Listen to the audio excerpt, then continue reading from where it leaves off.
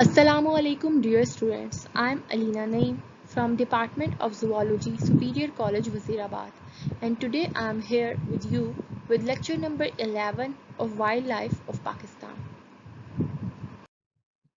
In this lecture, we are going to discuss about the wetlands of Pakistan. Wetlands हैं क्या? Wetlands of Pakistan क्या क्या हैं? रमसार convention क्या है जिसके अकॉर्डिंग पाकिस्तान में वेटलैंड एरिया जो है वो डेजिग्नेट किया जाता है, एलोकेट किया गया है। इम्पोर्टेंस क्या है वेटलैंड्स की? मेजर क्लासिफिकेशन क्या है? पाकिस्तान में मेजर वेटलैंड कम्प्लेक्सेस कौन कौन से हैं? उसके अलावा हम देखेंगे काजेस ऑफ वेटलैंड डिग्रेडेशन और मैनेजमेंट ऑफ वेटलैंड्स। सबसे पहले हम बात करेंगे वेटलैंड्स हैं क्या। वेटलैंड्स हमारे पास किसी भी किस्म का ऐसा एरिया जहाँ पे पानी जो है वो सॉइल को कवर करे, साल के कुछ हिस्से के लिए यहाँ पे पूरा साल वहाँ पे जो है पानी प्रेजेंट रहे, ठीक है, तो उसे हम कहते हैं ऐसे एरिया को वेटलैंड, ठीक है। वहाँ पे वाटर के प्रेजेंस की वजह से सॉइल में वाटर सेचुरेशन हो जाती है और वेटलैंड्स जो है उनकी specific hydric type of soil जो है होती है। अकॉर्डिंगली उस सॉइल में जो है वो different type of plant species जो है वो थ्राइव करेंगी और उन प्लांट स्पीशीज पे फीड करने वाली एनिमल कम्युनिटीज जो वहाँ पे सर्वाइव करेंगी वो वही जो है वो उस एरिया के फ्लोरा और फौना में इंक्लूड होंगी। वेटलैंड्स ऑफ पाकिस्तान की बात करें तो वैसे तो प्रीडोमिनेटली पाकिस्तान का जो इन्वायरमेंट है वो एरिड और सेमी एरिड जो है वो क्लाइमेट है, लेकिन फिर भी पाकिस्तान में वेराइटी ऑफ वेटलैंड्स प्रेजेंट हैं, ठीक है, और they are ranging from northern to southern areas, ठीक है। अगर हम साउदर्न एरियाज की बात करें, इंडस डेल्टा और कोस्टल मैंग्रोव जो है हमारे पास मैंग्रोव फॉरेस्ट, वहाँ से लेकर नॉर्दर्न एरियाज तक जो हिमालयन रेंजेस हैं, वहाँ पे जो ग्लेशियल लेक्स हैं हमारे पास, वहाँ तक जो है वो पाकिस्तान की वेटलैंड्स एक्सटेंड करती हैं, ठीक है जी। टोटल वेटलैंड एरिया की बात करें तो पाकिस्तान का टोटल वेटलैंड एरिया जो है वो 78 लाख हेक्टेयर्स पे जो है वो कंप्राइज करता है। आप टोटल लैंड एरिया पाकिस्तान का जितना भी है उसका 9.7% जो है वो वेटलैंड्स कवर करती हैं। 225 जो हैं वो नेशनली सिग्निफिकेंट वेटलैंड्स हैं जो नेशनल लेवल पर रिकॉग्नाइज की गई हैं with the help of Ramsar convention. Ramsar convention जो कि वेटलैंड इंटरनेशनल वेटलैंड कन्वेंशन है, ठीक है। जब हमने इंटरनेशनल एजेंसीज की बात की थी तो वहाँ पे हमने रमसार कन्वेंशन को डिटेल से स्टडी किया था कि all over the world wetlands की कंजर्वेशन और मैनेजमेंट के लिए काम करती है और ग्लोबली जो है वो बहुत सारी साइट्स जो है वो रिकॉग्नाइज की गई हैं एज रमसार साइट्स, ठीक है। तो पाकिस्तान में जो है वो 19 रमसार साइट्स प्रेजेंट हैं, 19 वेटलैंड्स हैं मेजर इंपॉर्टेंस की।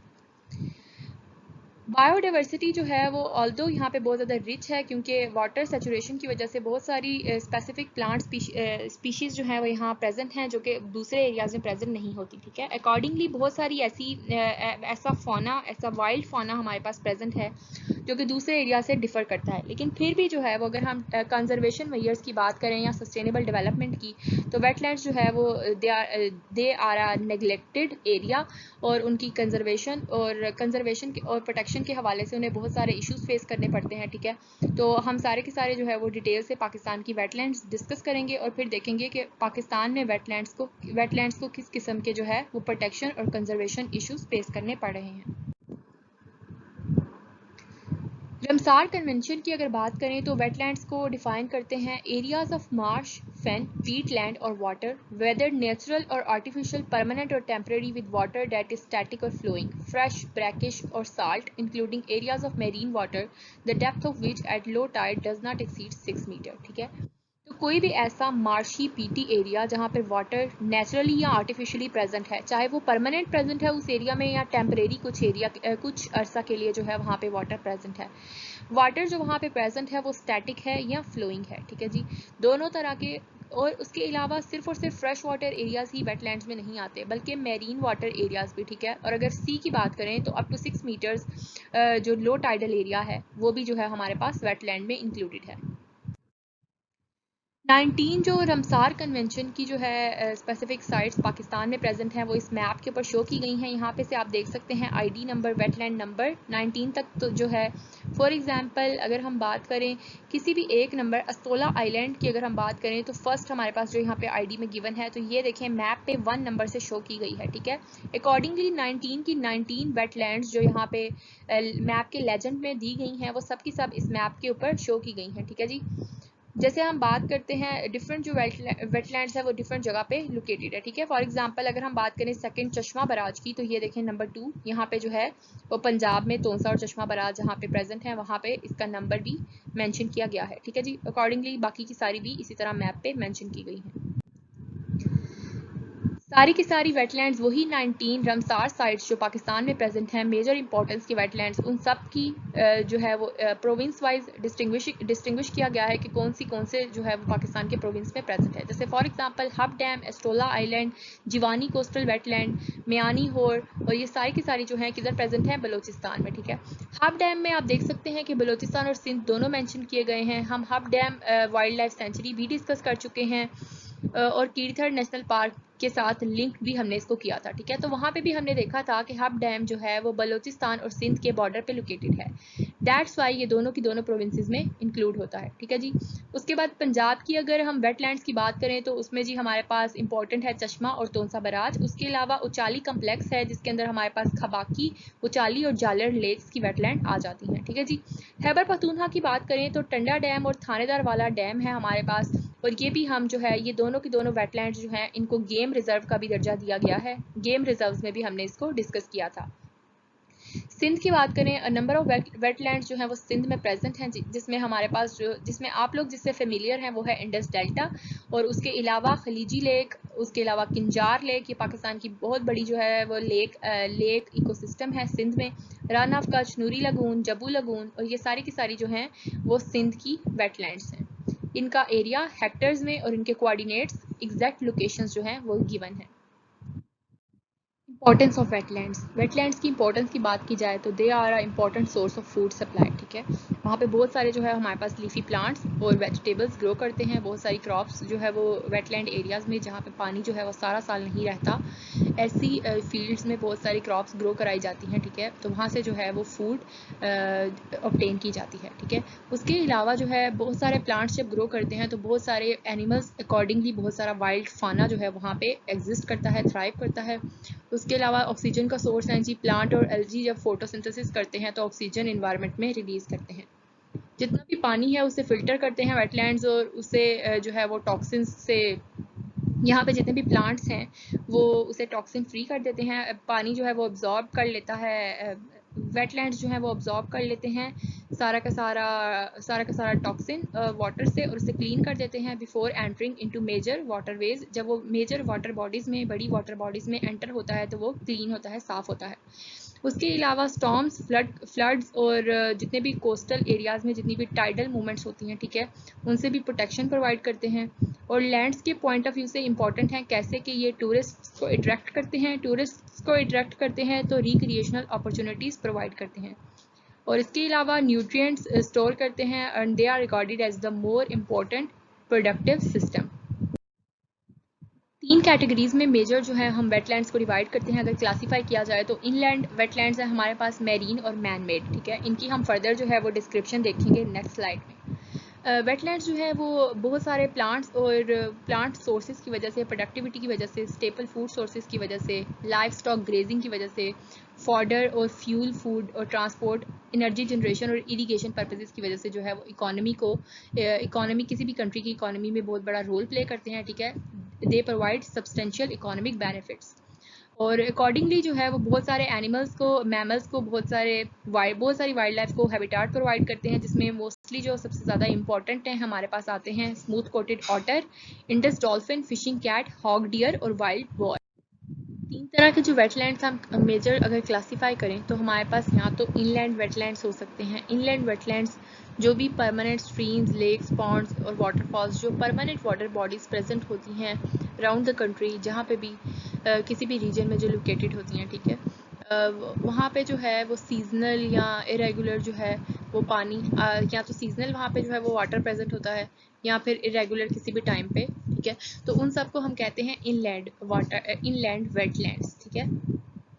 उनमें हमारे पास पूल्स भी आ जाते हैं, मार्शेस भी आ जाते हैं, उसके अलावा अल्पाइन और टुंड्रा वेटलैंड्स भी आ जाती हैं। कोई भी ऐसा फ्रेश वाटर और ट्री डोमिनेटेड वेटलैंड जहाँ पे ऐसा एरिया जहाँ पे जो है वो ट्रीज़ भी प्रेजेंट हो, लेकिन वहाँ पे वाटर भी जो है वो स्टे करता हो किसी ना किसी टाइम पे राउंड द ईयर, ठीक है। और उसके अलावा जो है वो किसी भी किस्म का फॉरेस्टेड पीट लैंड्स, ठीक है। और फ्रेश वाटर स्प्रिंग्स जो हैं वो भी हमारे पास इनलैंड वेटलैंड्स में ही आते हैं। और दूसरे हैं जी कोस्टल और मेरीन वेटलैंड्स। कोस्टल यानी कि जो साहली इलाकों के पास पाए जाएंगे, या मेरीन वेटलैंड्स जहाँ पे मेरीन वाटर बॉडीज होंगी, ठीक है। कोई भी शैलो मेरीन वाटर्स, और उसके अलावा subtidal aquatic beds, coral reefs, rocky mountain shores, और permanent water of estuaries and delta. Estuaries हम ऑलरेडी भी पढ़ चुके हैं कि एस्टरीज जो है वो क्लोज्ड माउथ वाटर बॉडीज होती हैं, जिसके अंदर जो है वो एक तरफ से हमारे पास फ्रेश वाटर फ्लो करता है और दूसरी तरफ से जो है वो मेरीन वाटर होता है, और मेरीन और फ्रेश वाटर जो है वो वहाँ पे मिक्सअप होते हैं, और ऐसे जो वाटर बॉडी है उसे हम एस्टरी कहते हैं। डेल्टास हम ऐसी जो है वो रीजन्स को कहते हैं जहाँ पे रिवर जो है वो ओपन होता है सी में, ठीक है। इंडस रिवर डेल्टा पाकिस्तान में जो है वो प्रेजेंट है, जहाँ पे इंडस रिवर जो है वो अरेबियन सी में फॉल करता है, तो इंडस रिवर डेल्टा बनता है। उसके अलावा ब्रैकिश और सेलाइन लगून्स जो हैं वो हमारे पास जो है कोस्टल और मेरीन वेटलैंड्स में आते हैं। मैन मेड वेटलैंड्स की बात करें तो जितने भी जो है वो आर्टिफिशियल जो है वो ह्यूमन मेड है, यानी कि इंसान ने बनाए हुए हैं। फॉर एग्जांपल उसके अंदर सबसे इंपॉर्टेंट जो है वो हमारे पास एक्वाकल्चर यानी कि फिशरीज वाले पॉन्ड्स और लेक्स हैं, स्मॉल और बिग टैंक्स और पॉन्ड्स हैं जो कि बनाए जाते हैं स्पेशल जो है वो फिशरीज़ के लिए। फ़िश हैचरीज बनाई जाती हैं फ़िश प्रोडक्शन के लिए, ठीक है। उसके अलावा जितने भी इरीगेटेड चैनल्स हैं, राइस फील्ड्स हैं, सीजनली फ्लडेड एग्रीकल्चरल लैंड्स हैं, उसके अलावा जितने भी जो है वाटर स्टोरेज एरिया बनाए गए हैं, dams, barrages, waste water treatment areas, sewage farms and settling ponds, उसके अलावा कनाल्स, जितना भी कनाल सिस्टम है, ड्रेनेज चैनल्स हैं, सब के सब जो है वो जितने भी ह्यूमन हाइड्रोलॉजिकल सिस्टम्स हैं वो सब मैन मेड वेटलैंड्स में आते हैं। पाकिस्तान में जितना भी वेटलैंड का एरिया है, ठीक है, उसको फर्दर जो है वो कहाँ कहाँ प्रेजेंट है, वो इनलैंड वाटर्स हैं, ठीक है। उसके अलावा डेल्टा मार्शेस हैं हमारे पास, जहाँ पे जो है वो इंडस डेल्टा जैसे प्रेजेंट है हमारे पास, जहाँ पे इंडस रिवर जो है वो जाकर अरेबियन सी में गिरता है, तो वहाँ पे जो है हमारे पास इंडस डेल्टा बनता है। वहाँ पे ही हमारे पास मैंग्रोव फॉरेस्ट प्रेजेंट हैं, ठीक है। वहाँ पाकिस्तान में जो है वो मैंग्रोव फॉरेस्ट प्रेजेंट हैं, वो हमारे पास वेटलैंड एरिया में आते हैं। उसके अलावा जितने भी all over the country lakes और वाटर रिजर्वायर प्रेजेंट हैं वो सब के सब भी वेटलैंड्स में ही इंक्लूड होते हैं। उसके अलावा अगर आर्टिफिशियल जैसे हमने बात की क्लासिफिकेशन में कि मैन मेड जो है हमारे पास वेटलैंड्स भी हैं, तो आर्टिफिशियल फिश फार्म्स और पॉन्ड्स जो हैं वो भी हमारे पास वेटलैंड्स का ही पार्ट है और वो एक सेपरेट कैटेगरी में फॉल करते हैं। तो अकॉर्डिंगली उनका एरिया गिवन है किलोमीटर स्क्वायर में, ठीक है, स्क्वायर किलोमीटर्स में एरिया गिवन है कि कहाँ कितना कितना एरिया जो है वो कवर करते हैं inland, delta, mangroves, lakes, reservoirs, fish farms और पॉन्ड्स। पाकिस्तान में मेजर जितने भी वेटलैंड्स हैं जो हमने स्टडी किए, मोस्टली जो है वो रमसार साइट्स, जो 19 इंपॉर्टेंट रमसार साइट्स हैं, ठीक है। अब उनको किस तरह जो है वो मेजर हम स्टडी करेंगे, उन्हें हम मेजर जो है वो 4 वेटलैंड कम्प्लेक्सेस में डिवाइड करेंगे, ठीक है। 4 वेटलैंड कम्प्लेक्सेस में हम डिवाइड करके उन्हें जो है स्टडी करेंगे। जितने भी हमारे पास इंपॉर्टेंट रमसार साइट्स हैं वो सारे के सारे इन 4 मेजर कम्प्लेक्सेस के अंदर ही कवर हो जाएंगे, ठीक है जी। सबसे पहला है हमारे पास the north western alpine wetland complex. Second is the wetland complex of salt range, ठीक है। जो north western alpine wetland complex है, of course the name indicates कि वो पाकिस्तान के नॉर्दर्न एरियाज में प्रेजेंट होगा, ठीक है। जो दूसरा साल्ट रेंज है, तो साल्ट रेंज पाकिस्तान में पंजाब प्रोविंस में प्रेजेंट है, ठीक है। तो ये वेटलैंड कम्प्लेक्स जो है हमारे पास पंजाब में प्रेजेंट होगा, ठीक है। थर्ड है the wetland complex of central Indus plain. तो जहाँ जहाँ से जो है वो इंडस रिवर गुजरता है, पंजाब, सिंध, वहाँ पे सारे के सारे जितने भी एरियाज उसके जो है एसोसिएटेड एरियाज प्रेजेंट हैं वो central Indus plain wetland complex में आएंगे। और अब जो है वो इंडस रिवर डेल्टा को भी इसी कम्प्लेक्स के अंदर इंक्लूड किया जाता है, ठीक है जी। तो हम उसको भी इसी हेडिंग के अंदर स्टडी करेंगे। और फोर्थ कम्प्लेक्स है हमारे पास wetland complex of Makran coast, Balochistan पे जो हमारे पास बलूचिस्तान का कोस्टल एरिया है मकरान कोस्ट, वहाँ पे जितने भी जो है वो एसोसिएटेड वेटलैंड्स प्रेजेंट हैं वो हम इस कैटेगरी के अंडर स्टडी करेंगे। यहाँ पे मैप पे 4 के 4 इंपॉर्टेंट कॉम्प्लेक्सेस जो है वो शो किए गए हैं। अगर मैप का लेजेंड देखें तो मकरान कोस्टल वेटलैंड कॉम्प्लेक्स आप देख सकते हैं, ये डार्कर कलर में कहाँ शो किया गया है, बलूचिस्तान प्रोविंस से, जहाँ पे बलूचिस्तान प्रोविंस का मकरान कोस्ट अरेबियन सी के साथ मिल रहा है, ठीक है। तो सेकंड पे देखें अगर तो लेजेंड में मेंशन है north alpine wetland complex. North alpine wetland complex कहाँ मौजूद है, ये आप देख सकते हैं नॉर्दर्न एरियाज में, ठीक है। तो यहाँ पे नॉर्थ अल्पाइन वेटलैंड कम्प्लेक्स है। फिर अगर बात की जाए सेंट्रल इंडस वेटलैंड कम्प्लेक्स की, तो जहाँ पे से जो है वो इंडस रिवर जो है वो गुजर रहा है, वहाँ जो है वो सारा का सारा इंडस वेटलैंड कम्प्लेक्स प्रेजेंट है, और जो इंडस रिवर डेल्टा है वो भी इसी के अंदर इंक्लूड किया जाता है। साल्ट रेंज वेटलैंड कम्प्लेक्स ये देख सकते हैं आप लोग के पंजाब प्रोविंस ऑफ पाकिस्तान पे जो है में जो है वो मेंशन किया गया है मैप पे भी, ठीक है। तो वन बाय वन हम स्टडी कर लेते हैं चारों कम्प्लेक्सेस को। North western alpine wetland complex जो है वो हमारे पास फर्स्ट वेटलैंड कम्प्लेक्स है। इसकी अगर बात की जाए तो 1760 स्क्वायर किलोमीटर्स एरिया पे जो है ये फैला हुआ है। 70 किलोमीटर लॉन्ग और 23 किलोमीटर वाइड है, ठीक है जी। अपर यरखून रिवर वैली जो है एट एलिवेशन 3000 से 4200 मीटर्स की एलिवेशन पे जो है ये यरखून रिवर वैली जो है वो लोकेटेड है। वहाँ पे जो है ये वेटलैंड कम्प्लेक्स जो है वो हमारे पास प्रेजेंट है पाकिस्तान में नॉर्दर्न एरियाज में। बहुत सारे जो है वो highest wetlands around the globe जो है वो हाईएस्ट वेटलैंड्स हैं, उनमें से कुछ यहाँ पे प्रेजेंट हैं and they are biologically active. और उसके अलावा हाईएस्ट माउंटेनियस पीक्स जो हैं वो इस एरिया में प्रेजेंट हैं, और उसके अलावा जो है वो ग्लेशियर्स और ice fields. Typical plant species की बात करें तो मोस्टली जो है वो 4 तरह की प्लांट स्पीशीज़ यहाँ पे प्रेजेंट हैं, ठीक है जी। मिर्केरिया, पपलस, सैलेक्स और होपोफी जो है उनके जीन। ह्यूमन एक्टिविटीज़ जो हैं इस एरिया में अगर हम बात करें कि किस तरह जो है वो ह्यूमन इंटरवेंशन है इफ़ेक्ट कर रहा है इस एरिया के वेटलैंड्स को, तो वाकई पेस्टोरेलिस हैं हमारे पास जो कि स्पेसिफिक ह्यूमन कम्युनिटीज़ हैं जो इस इलाके में जो है वो साल हर साल से सर्वाइव कर रही हैं, ठीक है। और वो जो है वो यहाँ पे हंटिंग करती हैं माइग्रेटरी वाटरफॉल्स की और अल्पाइन अंगुलेट्स की, जो भी यहाँ पे हूफ्ड मैमल्स एनिमल्स जो हैं हमारे पास सर्वाइव करते हैं, ठीक है। और ये जो है रहती हैं ओवर 3300 मीटर्स की एलिवेशन पे सर्वाइव करते हैं, ठीक है। वाकई जो है वो लैंग्वेज से निकला है, और उस लैंग्वेज की वजह से जो ये स्पोकन लैंग्वेज है इनकी, और ये जो है वो अफ़गानिस्तान से ओरिजिनेट, इनका ओरिजिन जो इन लोगों का है वो अफ़गानिस्तान है, ठीक है। वहाँ के ही इलाके से रिलेटेड हैं ये, इनका नेम भी, ठीक है।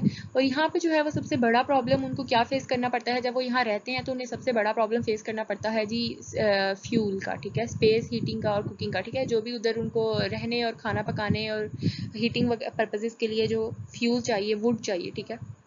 तो वो सब ऑब्टेन करने के लिए क्या किया जाता है कि बहुत सारे प्लांट्स को, बहुत सारे जो है वो फ्लोरा को जो है वो लेक से ले लिया जाता है, स्ट्रीम बेड से, मार्शेस से, और जब उनको जो है वो रिक्वायर होता है तब उसे ड्राई किया जाता है, स्टोर किया जाता है और जलाया जाता है और अपनी रिक्वायरमेंट पूरी की जाती है, ठीक है। इस वजह से जो है ये वेटलैंड की डिग्रेडेशन का बायस बनते हैं।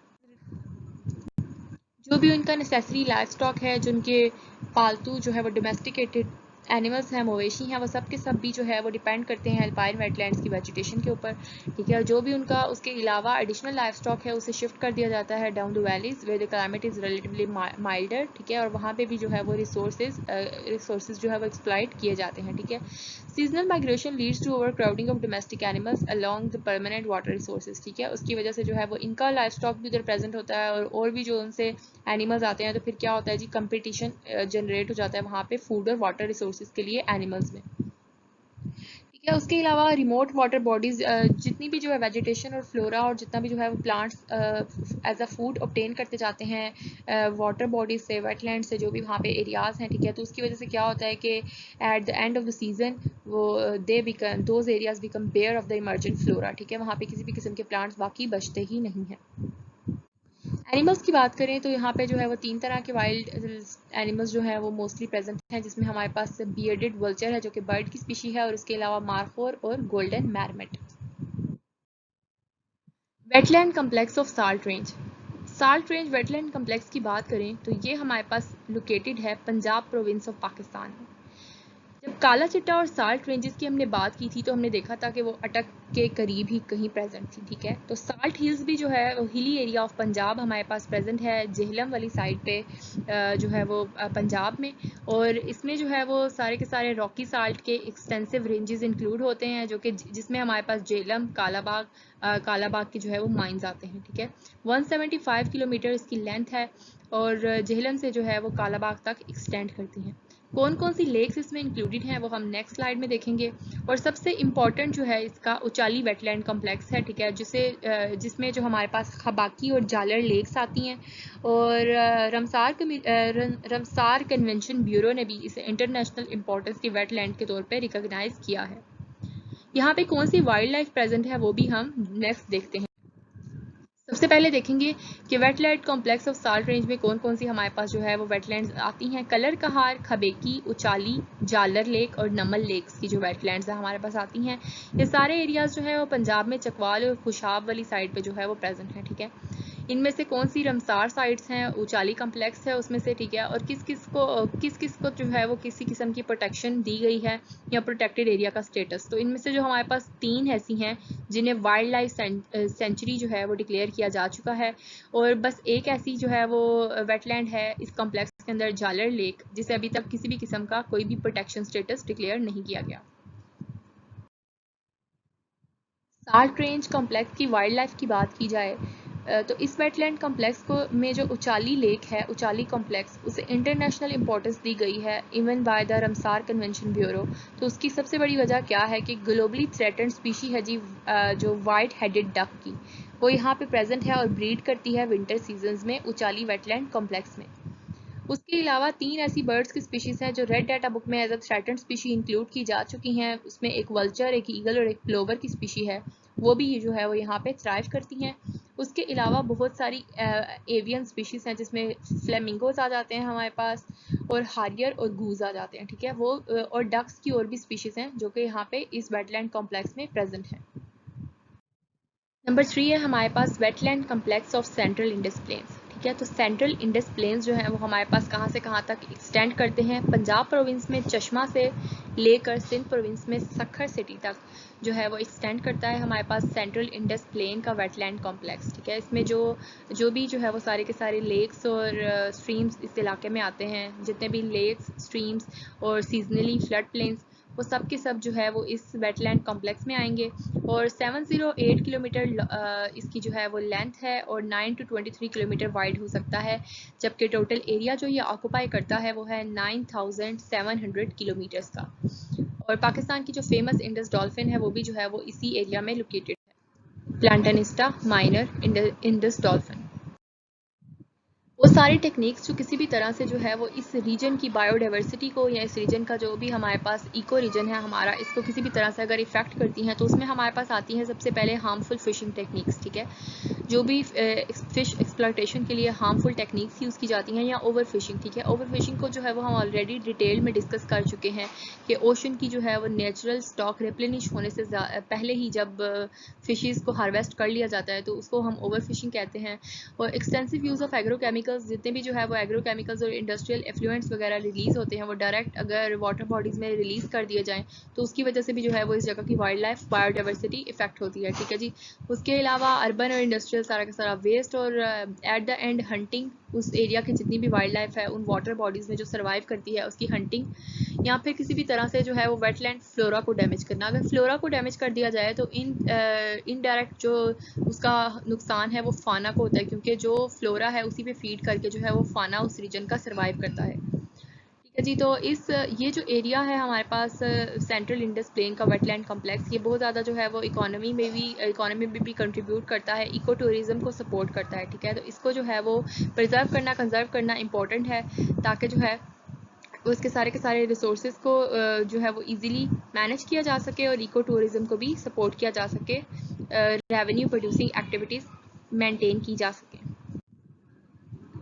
मैमल्स की बात करें वाइल्ड लाइफ की, तो यहाँ पे wild boar, hog deer, fishing cat, otter, civet, jungle cats, jackal, desert hare, जितनी भी हमने इंडस प्लेन की वाइल्ड लाइफ पढ़ी थी वो सारी की सारी जो है वो हम यहाँ पे भी कोट कर सकते हैं। बर्ड्स की बात करें तो हेरन्स, फ्लेमिंगो, पेलिकैन और हारियर, काइट्स, और उसके अलावा काइट्स की 2 स्पीशीज़ हैं हमारे पास, और हॉक्स भी यहाँ पे प्रेजेंट हैं। अगर बात करें कि इंडस रिवर डेल्टा की, तो पहले हमने देखा कि सेंट्रल इंडस वेटलैंड कॉम्प्लेक्स जो है वो हमारे पास जो है वो स्टार्ट होता है चश्मा से पंजाब में और एंड होता है सक्खर सिटी में सिंध में, ठीक है। लेकिन अब जो है वो इसके अंदर इंडस रिवर डेल्टा और इंडस डॉल्फिन रिजर्व्स को भी इंक्लूड किया जाता है। इंडस रिवर डेल्टा की अगर हम बात करें तो 7th largest mangrove forest of the world जो है वो इंडस रिवर डेल्टा में लोकेटेड है पाकिस्तान में, और इसकी बहुत ज़्यादा जो है वो इम्पोर्टेंट इकोलॉजिकल इम्पोर्टेंस है। इंडस रिवर डेल्टा जो है वो कहाँ बनता है, जब इंडस रिवर जो है वो अरेबियन सी में जो है फ्लो करता है, जैसे ही वो अरेबियन सी का पार्ट बनता है वहाँ पे जो हमारे पास बनता है वो इंडस रिवर डेल्टा है, और उसका एरिया कितना है जी 16,000 स्क्वायर माइल्स वहाँ पे जो है वो इंडस रिवर डेल्टा का एरिया है। शेप फैन शेप्ड एरिया है जैसा कि मैप में शो किया गया है, और यहाँ पे जो है वो estuaries, mud, sand, salt flats, mangrove forest, marshes, sea bays, strait और रॉकी शोर्स जैसे एरियाज जो है वो प्रेजेंट है। मैप पे जो आप देख रहे हैं कि ये देखें अरेबियन सी में जहाँ इंडस रिवर फॉल कर रहा है, इस एरिया को जूम आउट करके दिखाया गया है, तो ये हमारे पास जो है वो सारा का सारा इंडस रिवर डेल्टा का एरिया है। क्लाइमेट की बात करें तो ड्राइएस्ट क्लाइमेट है जी इंडियन सब कॉन्टिनेंट में ड्राइएस्ट क्लाइमेट है इंडस डेल्टा का, ठीक है। रेनफॉल जो है वो annual 10 to 20 inches of rainfall है यहाँ पर, ठीक है। और मोस्टली जो है वो लार्जली एरिड क्लाइमेटिक कंडीशंस हैं with little high river discharges, moderate tides and evidently the highest wave energy of any river in the world. Flora की बात करें तो इंडस वैली रीजन जो है वो एरिड और पुअर वेजिटेशन वाले हैं, ठीक है। लेकिन वहाँ पे जो है फिर भी मैंग्रोव फॉरेस्ट जो है वो ग्रो कर जाते हैं। लो ऑक्सीजन वाली सॉइल में भी जो है वो मैंग्रोव फॉरेस्ट जो है वो ग्रो कर जाते हैं, और ये कोस्टल इंटरटाइडल जोन में जो है वो ग्रो करते हैं, ठीक है। ये यहाँ से जो है वो ऑब्टेन किया जाता है वुड, कोल, हनी और गम, ठीक है जी, मैंग्रोव फॉरेस्ट से। और दुनिया के 7वां बड़ा मैंग्रोव फॉरेस्ट जो है वो पाकिस्तान में इंडस रिवर डेल्टा में लोकेटेड है। फाना की बात करें तो माइग्रेटरी वाटर बर्ड्स को जो है ये सपोर्ट करता है, और उसके अलावा फ्रेश वाटर फाना जो है वो बहुत सारा यहाँ पे प्रेजेंट है। अगर हम बात करें तो उसमें हमारे पास बहुत सारे बर्ड्स के अलावा बहुत सारी फिशेस, श्रिम्प्स, डॉल्फिन, वेल और रेप्टाइल्स भी आ जाते हैं। रेप्टाइल्स में हमारे पास जो है वो मैरीन टर्टल्स आते हैं स्पेसिफिकली, और फिशेस में जो है वो हमारे पास आ जाती हैं जी snake headed, giant snake headed, Indus baril, Indus garua और रीटा कैटफिश, ठीक है जी, रीटा रीटा जिसे हम कहते हैं, और blind Indus river dolphin, Platanista gangetica minor जो है वो यहाँ पे प्रेजेंट है। फोर्थ है हमारे पास the wetland complex of Makran coast, ठीक है जी। मकरान कोस्ट जो है वो बलूचिस्तान का कोस्टल एरिया है। 5 सिग्निफिकेंट वेटलैंड्स हैं यहाँ की, जो कि नेक्स्ट स्लाइड में हम टेबल में देखेंगे। दो जो उनमें से हैं अस्तोला आइलैंड और जिवानी कोस्टल वेटलैंड्स, ये दोनों जो है वो वेटलैंड्स ऑफ इंटरनेशनल वैल्यू, ठीक है। ये जो है वो इंटरनेशनल वैल्यू की वेटलैंड्स हैं, पाकिस्तान में प्रेजेंट हैं, बलूचिस्तान प्रोविंस में, ठीक है जी। अस्तोला आइलैंड की अगर हम बात करें तो उसका हफ्त तलावी जो है वो हम उसे कहते हैं 25 kilometre in south of desert coast of Balochistan, ठीक है। 25 किलोमीटर जो है वो डेजर्ट कोस्ट से जो है ये लोकेटेड है, और 5000 हेक्टेयर्स के एरिया पे फैली हुई है। और मोस्ट सिग्निफिकेंट अगर बात करें मोस्ट सिग्निफिकेंट इनलैंड की, एस्तोला आइलैंड ही है हमारे पास मोस्ट सिग्निफिकेंट आइलैंड। और इसकी वजह क्या है कि यहाँ पे जो है बहुत सारी यहाँ पे जो है वो टर्टल की हमारे पास एक एंडेमिक स्पीशी प्रेजेंट है, ठीक है जी। ग्रीन टर्टल भी है उसके अंदर, और हाफ बिल टर्टल भी हैं। ये दोनों की दोनों ही जो है इन टर्टल्स की एंडेमिक स्पीशी हैं और इंडेंजर्ड स्पीशी हैं इस आइलैंड पे। यहाँ पे जो है वो बहुत सारी जेनेटिक और इकोलॉजिकल डाइवर्सिटी प्रेजेंट है इस एरिया में। That's why this area is of considerable worth, और इसकी कंजर्वेशन और मैनेजमेंट के लिए प्रॉपर एफर्ट्स करने की ज़रूरत है। बिकॉज यहाँ पे जो है वो टर्टल्स के अलावा लोबस्टर, ऑयस्टर्स और फिशेस भी जो हैं वो प्रेजेंट हैं, और बहुत सारी जो है लोबस्टर्स, ऑयस्टर्स और फिशेस उन्हें जो है वो हंट किया जाता है बिटवीन मई टू सितंबर। और सी बर्ड्स की पॉपुलेशन भी जो है वो यहाँ पे रिड्यूस हो चुकी है due to hunting activities. Jiwani coastal wetland complex की अगर बात करें तो वो दश्त रिवर के डेल्टा पे लोकेटेड है। दश्त रिवर जब अरेबियन सी में जहाँ जो है वो एम्पटी होता है, वहाँ पे जो है वो दश्त रिवर का डेल्टा बनता है। वो जो है वो 4600 हेक्टर्स के एरिया पे फैला हुआ है, ठीक है। तो वहाँ पे जो है वो जिवानी कोस्टल वेटलैंड कॉम्प्लेक्स हमारे पास प्रेजेंट है।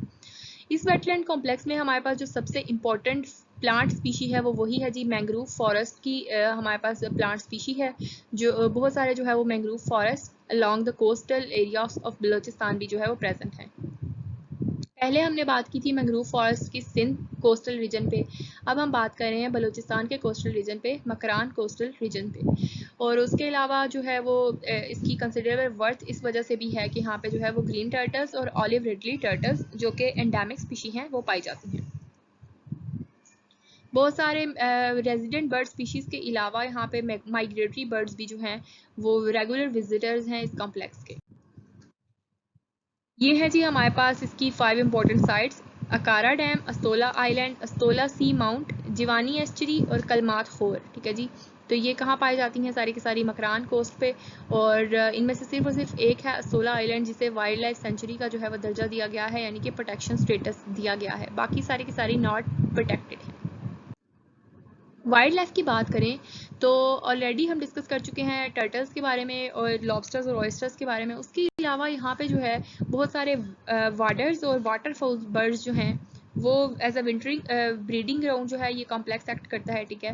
और रेजिडेंट बर्ड स्पीशीज़ हैं इसी एरिया की।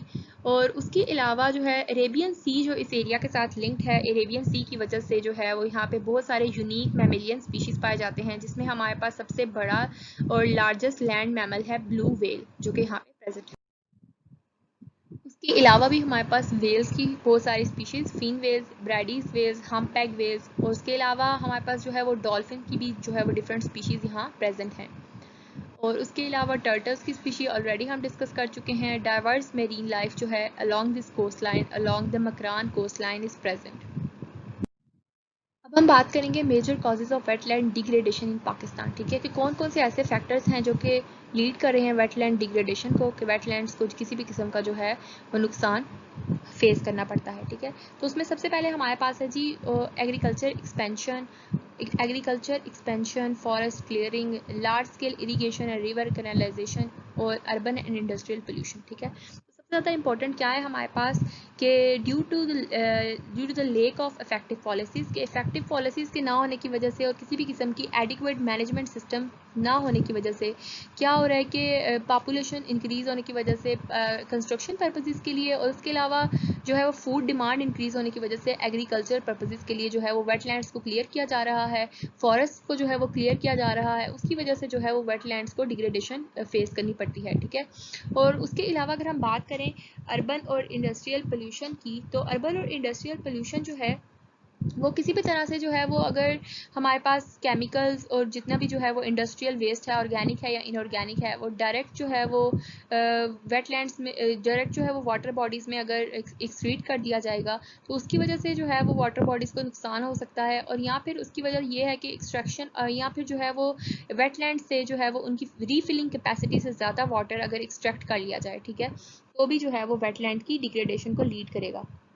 उसके बाद अगर हम बात करें over harvesting of wild resources, कि over harvesting of wild resources में हमारे पास आ जाता है कि पहली बात तो over harvesting of wild resources में हमारे पास आएगा जितना भी फ्लोरा हमारे पास प्रेजेंट है उसको डिफरेंट मेडिसिनल पर्पसेस के लिए बहुत सारे प्लांट्स को यूज़ किया जाता है, और डिफरेंट बहुत सारे फूड पर्पसेस के लिए भी जो है वो बहुत सारे प्लांट्स को यूज़ किया जाता है। ठीक है, तो उनकी ओवर हार्वेस्टिंग अगर की जाए वहाँ पे जो है वो उनकी नेचुरल स्टॉक रिप्लेनिश होने से पहले, या फिर अगर हम बात करें ग्रास लैंड्स की ओवर ग्रेजिंग की, ठीक है, तो ओवर ग्रेजिंग की वजह से जो है वो ओवर ग्रेजिंग भी जो है वो नेचुरल ग्रास का स्टॉक रिप्लेनिश होने से पहले ही अगर बहुत सारे जो है वो बहुत जल्दी जो है वो लैंड को ओवर ग्रेजिंग कर लिया जाए तो उसकी वजह से क्या होगा कि हमारे पास लैंड जो है वो बैरन हो जाएगी।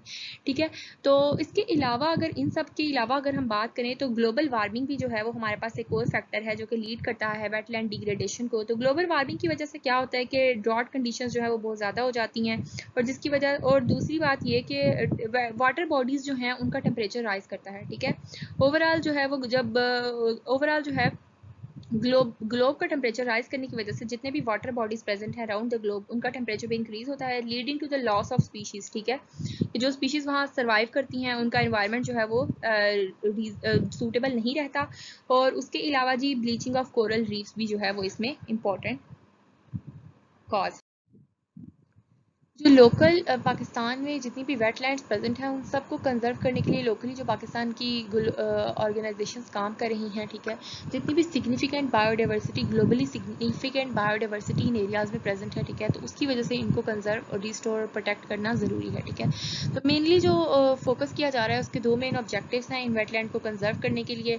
तो पहला ऑब्जेक्टिव ये है कि to create and maintain enabling environment for sustainable and effective conservation of natural wetlands at local level. ठीक है, कि लोकल लेवल पे ही जो है वो इस तरह का एनवायरनमेंट क्रिएट करना कि सस्टेनेबल और इफेक्टिव कंजर्वेशन की जा सके। ठीक है, कि उनसे सिर्फ और सिर्फ उतना ही जो है वो यूज़ किया जाए, उन्हें उतना ही यूज़ किया जाए, ओवर एक्सप्लॉइट ना किया जाए, ठीक है, उन्हें उतना ही बेनिफिट्स उनसे ऑब्टेन किया जाए कि जितना वो सस्टेन कर सकते हैं इजीली, ठीक है। एक्स्ट्रा जो स्ट्रेस है वो ना दिया जाए, ठीक है, किसी भी किस्म का लिमिटिंग फैक्टर जो है वो ना क्रिएट किया जाए उन प्रॉपर वेटलैंड एरियाज़ के लिए, ठीक है।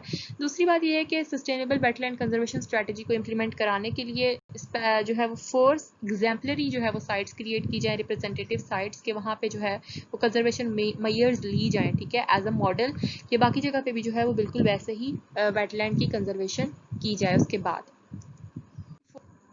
जो मेन 4 रिप्रेजेंटेटिव या जो भी हमारे पास साइट्स हैं, एग्जाम्पलरी साइट्स, उनमें हमारे पास आ जाती है जी lakes of alpine region, lakes of salt region, coastal wetland and riverine wetlands, ठीक है जी। उनकी प्रिजर्वेशन और प्रोटेक्शन उनके एक्वाटिक रिसोर्सेज की, उनके फ्लोरा और फाना की जानी चाहिए ताकि उन चारों को जो है वो एज आ रिप्रेजेंटेटिव साइट लेकर बाकी जगह पे भी जो है वेटलैंड्स जितने भी Pakistan all over the Pakistan present हैं उन्हें कंजर्व किया जा सके, प्रोटेक्ट किया जा सके, ठीक है। वो सारे जो है वो लोकल प्लांट किए जाने चाहिए और इलीगल एक्टिविटीज़ बैन की जानी चाहिए, ठीक है। किसी भी किस्म की जो है वो इलीगल एक्टिविटीज़ इस एरिया में जो है वो बिल्कुल प्रोहिबिटेड होनी चाहिए, ठीक है। Restore natural integrity and natural structure, of course conservation measures जो है वो हमेशा natural balance, natural stability, natural integrity को वापस लाने के लिए, मेंटेन रखने के लिए की जाती हैं, ठीक है जी। और work within the watershed, pick all the litter and waste and dispose in a proper way, ठीक है। तो सारा का सारा जो भी इस एरिया में अगर कोई काम किया जा रहा है तो प्रॉपरली जो है वो उसको डिस्पोज ऑफ किया जाए वेस्ट मटेरियल को, ठीक है, और वहाँ नहीं रहने दिया जाए, ठीक है, और जिसकी वजह से भी जो है वो हम वेटलैंड्स को कंजर्व कर सकते हैं। Almost all kinds of wetland providing support for earning livelihood, ठीक है, हर तरह की जो वेटलैंड्स हैं वो सपोर्ट प्रोवाइड कर रही हैं लिवलीहुड के लिए, ठीक है। बहुत सारे लोग जो है वो लिंक्ड हैं इनसे फॉर देयर लिवलीहुड, ठीक है। तो कराची में जो है वो एक सेंटर कायम किया गया है जिस सैंडस्पिट पे wildlife centre at Sandspit beach, वहाँ पे जो है वो in the west of Karachi, और वो वेटलैंड की कंजर्वेशन और रिस्टोरेशन के लिए काम कर रहा है ऑल ओवर द पाकिस्तान। उसके अलावा WWF पाकिस्तान के जो है वो बहुत सारे वेटलैंड प्रोजेक्ट्स हैं जिसके मेजर ऑब्जेक्टिव क्या है कि all over the Pakistan wetlands कहाँ कहाँ प्रेजेंट है, वेटलैंड कौन से वेटलैंड कम्प्लेक्सेस हैं, उन्हें आइडेंटिफाई किया जाए, ठीक है जी, उन्हें आइडेंटिफाई किया जाए। उसके बाद उनको उनकी जो भी कंजर्वेशन मेयर्स हैं वो ली जाएँ, उस एरिया में जो भी हमारे पास बायोडाइवर्सिटी प्रेजेंट है, आया कि वो फ्लोरा है या फाना है, ठीक है, उसे इन्हेंस करने के लिए एफर्ट्स की जाएँ, ठीक है, उसे कंजर्व करने के लिए, प्रिजर्व करने के लिए, और अवेयरनेस की जाए among the local people, awareness create की जाए, ठीक है। और national wild life conservation strategy के लिए जो है कि इम्प्लीमेंटेशन के लिए कोशिशें की जाएँ for the sustainable development of the wetland. So that was all about today's lecture. In this lecture we discussed about the wetlands of Pakistan. Pakistan में wetlands जो हैं, wetlands होती क्या हैं पाकिस्तान में, वो कहाँ कहाँ पे located हैं, कौन से major wetland complexes हैं, classification के major जो है वो wetlands को हम किस तरह divide कर सकते हैं, inland, man made और coastal या marine, ठीक है जी। उसके बाद हमने देखा importance क्या है उनकी, किस किस्म के जो है उन्हें जो है वो conservation थ्रेट्स फेस करने पड़ रहे हैं, ठीक है, और उनकी किस तरह जो है वो मैनेजमेंट की जाए सस्टेनेबल डेवलपमेंट ऑफ वेटलैंड्स के लिए। So thank you so much.